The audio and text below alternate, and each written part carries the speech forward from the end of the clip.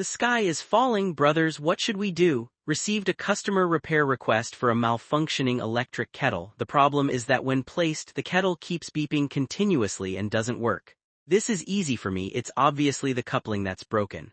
Watch me fix it in no time, easily handled. The wires on the back of the coupling should be connected to the new coupling in order. That's all it takes. Place the kettle and try it out. Oh no, why is it still beeping? Not good, let's keep opening the motherboard and measuring the circuit, no problem there.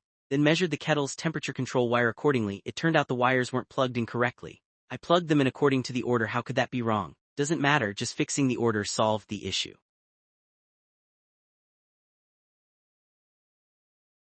Look, see? Now the temperature display is normal, no matter how you move it, it's fine now. The issue is solved. Let's simulate adding water and see if it works.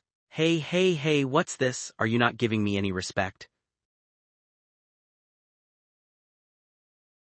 Why are you like this? I told you to add water, but you're not doing it properly, huh? I'll take you apart and see what's going on inside. There's a water pipe inside. Did the pipe get too forceful, or is there another reason? After investigation, it was found that the shaft here can't stay locked.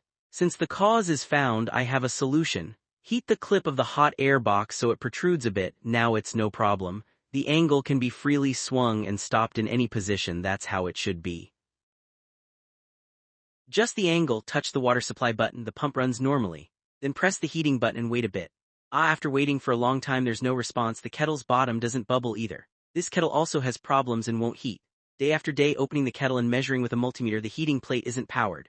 No way to fix it. I have to buy a new kettle. While searching, found that this kind of kettle is used for fully automatic electric kettles. The semi-automatic kettle should look like this. Seems this kettle isn't original after all. No wonder the temperature control wire was incorrect. After explaining the situation to the customer, they said they don't want to fix it or keep the kettle anymore. So what was all that messing about for?